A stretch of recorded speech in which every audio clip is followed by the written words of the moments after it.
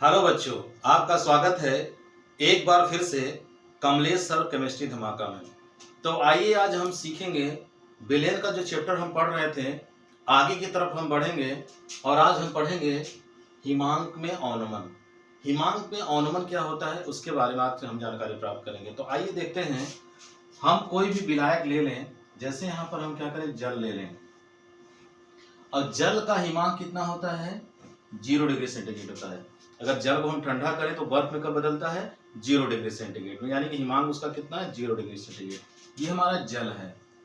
अब जल में हम क्या करें, कोई अवाष्पशील पदार्थ क्या करें, इसमें डाल दें। कौन सा, कोई अवाष्पशील पदार्थ इसमें डाल दें और डालने के बाद तब इसको क्या करें, हम इसके हिमांक को देखें, ठंडा करें तो क्या ये 0 डिग्री पर बर्फ बदलेगा, नहीं। अगर इसमें हमने चीनी डाल दिया या नमक डाल दिया तो क्या हो जाएगा, हिमांक इसका कम हो जाएगा। क्यों? क्योंकि किसी अवाष्पशील पदार्थ को घोल देने से वाष्प दाब द्रव का क्या हो जाता है, कम हो जाता है। वाष्प दाब जब कम होता है क्वथनांक बढ़ता है, लेकिन हिमांक क्या हो जाता है, घट जाता है। इसका मतलब क्या है, जल में हमने क्या किया, कोई अवाष्पशील पदार्थ जब घोला तो जल तो पहले 0 डिग्री सेंटीग्रेड बर्फ बदला था, लेकिन अभी जब ठोस अवस्था यानी बर्फ अवस्था में आएगा तो -1 -2 या कुछ भी हो सकता है, जैसा अवाष्पशील पदार्थ की मात्रा हम डाले रहेंगे। इसका मतलब क्या है, ये हमारा विलायक है। और यहाँ पर जैसे हमने अवाष्पशील पदार्थ डाल दिया तो क्या बन गया हमारा, ये विलयन बन गया। तो देख रहे हैं कि विलयन का हिमांक कम हो गया और विलायक का हिमांक क्या था, ज्यादा था। शुरू में तो हमारे पास ज्यादा था, लेकिन बाद में क्या हो गया, कम हो गया। ये कमी हो गई, इसी कमी को हम क्या कहते हैं, अवनमन कहते हैं। यानी कि विलायक और विलयन के हिमांक के अंतर को ही क्या कहते हैं, हिमांक में अवनमन। यानी कि हिमांक में अवनमन को हम क्या करते हैं, डेल्टा TF से प्रदर्शित करते हैं। ये मान लेते हैं विलायक का हिमांक T0 है और विलयन का हिमांक क्या है, TS है। इन दोनों के अंतर को ही क्या कहेंगे, हिमांक में अवनमन। विलायक का ज्यादा था, विलयन का कम हो गया, तो कमी को ही क्या कहते हैं, अवनमन। और जब अधिक हो जाएगा क्या होगा, उन्नयन। जैसा पिछले क्लास में क्वथनांक में उन्नयन के बारे में हमने आपको बताया था। तो अब फिर आगे यहाँ पर हम बढ़ते हैं, आइए देखते हैं। यहाँ पर देखेंगे हमारे पास है क्या, जो हमारे पास क्वथनांक में उन्नयन था, अब हिमांक में अवनमन कमी है। तो डेल्टा जो TF है वो किसके समानुपाती होता है, विलेय के मोल प्रभाज के क्या होता है, समानुपाती होता है। जब इसको हम गणना करते हैं, इससे संबंधित ग्राफ खींचते हैं, तो हमें क्या प्राप्त होता है, डेल्टा TF बराबर मोललता। क्या होता है, मोललता। अब हम क्या करें, यहाँ पर इसको हल करें, डेल्टा TF, तो यहाँ पर समानुपाती का चिन्ह हटेगा, एक नियतांक आएगा क्या, KF, हिमांक में अवनमन स्थिरांक हो जाएगा, और ये हमारे पास क्या हो गया, मोललता। तो आइए इसको हम हल करके देखते हैं। यहाँ पर KF हमारा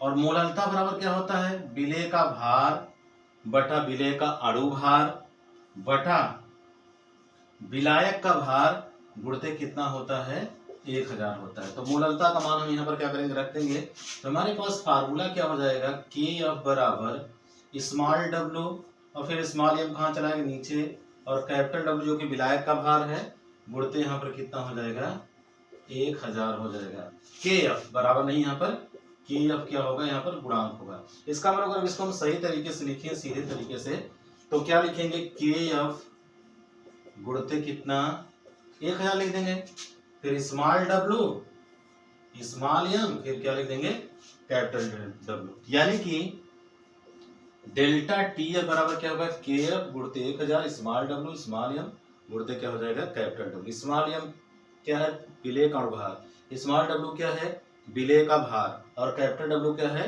विलायक का भार। तो जैसे क्वथनांक में उन्नयन हमने क्या किया था, कैलकुलेशन किया था, उसी तरीके से यहाँ पर हिमांक में अवनमन इससे गणना करेंगे। फिर अगर हमें गणना करना होगा अणुभार, तो अणुभार की गणना हम क्या करेंगे, इस सूत्र की सहायता से कर लेंगे। तो ये क्या है, अवनमन स्थिरांक है। KF क्या है, हमारा अवनमन स्थिरांक है। इस तरीके से इस फार्मूले की सहायता से, जैसे क्वथनांक उन्नयन के सवाल किए थे, उसी तरीके से यहाँ पर भी हम करेंगे। तो आइए इसमें और आगे बढ़ते हैं और देखते हैं, कुछ सीखते हैं नया। आइए देखते हैं यहाँ पर मोलर अवनमन स्थिरांक। जैसा कि मैंने बताया कि Kf क्या है, मोलर अवनमन स्थिरांक है। तो मोलर अवनमन स्थिरांक होगा क्या, अगर किसी भी 1 किलोग्राम विलायक में किसी पदार्थ का 1 मोल अगर उपस्थित हो या घोल दिया जाए तो उसके हिमांक में जो कमी आएगी उसी को हम क्या कहेंगे, Kf कहेंगे। तो आइए अगर हम देखें डेल्टा TF बराबर 1 किलोग्राम, ये क्या है W/M। W/M अगर हम यहाँ पर M है तो इसको हम क्या कर सकते हैं, W/M मतलब 1 रख दें, यानी कि Kf हो गया और इनकी वैल्यू कितनी रख दी गई, 1 रख दी गई और 1000 हो गया। और 1 किलोग्राम विलायक यानी कि विलायक का भार 1 किलोग्राम, इसको ग्राम में बदल दिए, कट जाएगा और हमारे पास वैल्यू क्या आएगा, डेल्टा TF बराबर कितना, Kf। इसका मतलब क्या है, 1 किलोग्राम विलायक में कोई विलेय पदार्थ का 1 मोल घोल दिया जाए, उसके हिमांक में जो कमी आएगी उसी को हम क्या कहते हैं, मोलर अवनमन स्थिरांक कहेंगे। तो ये प्रश्न, ये परिभाषा बोर्ड एग्जाम बहुत ज्यादा पूछा जाता है। जैसे क्वथनांक उन्नयन से संबंधित हमने बताया था, अब मोलर अवनमन स्थिरांक और वहां पर मोलर उन्नयन स्थिरांक बताया। ये काफी प्रश्न पूछा जाता है, इसको ध्यान में रखेंगे। तो फिर आइए इस पर आधारित हम Kf की गणना करेंगे, M की गणना करेंगे, कुछ सवाल करके देखते हैं किस तरीके से गणना की जाएगी। तो चलिए आगे बढ़ते हैं और कुछ सवाल करेंगे। तो चलिए आइए देखते हैं सवाल। 0.48 ग्राम कार्बनिक यौगिक को 10.6 ग्राम बेंजीन में घोलने पर हिमांक में 1.8 डिग्री सेंटीग्रेड की कमी हुई। यौगिक का अणुभार ज्ञात करिए। तो आइए देखते हैं इसको कैसे करेंगे। कार्बनिक यौगिक की वैल्यू कितनी है, यानी जो स्मॉल W है, भार कितना है, 0.48 ग्राम दिया गया है। विलायक क्या है, बेंजीन इसको बोला जाता है। कैपिटल W का मान कितना है, 10.6 ग्राम। हिमांक में कमी हुई यानी कि डेल्टा TF जो कमी हुई कितनी, 1.8 डिग्री सेंटीग्रेड की कमी हुई। यौगिक का अणुभार यानी M कैलकुलेट करना है, लेकिन Kf का मान कितना दिया गया है, 5 डिग्री सेंटीग्रेड प्रति मोल।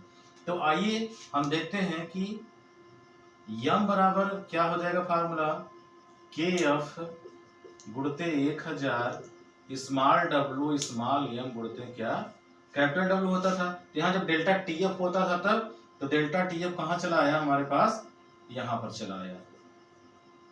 इस तरीके से इस फार्मूले में क्या करेंगे, हम मान को रखेंगे। तो आइए मान को रख करके देखते हैं, इस प्रश्न को सॉल्व करते हैं। तो M बराबर Kf का मान कितना, 5।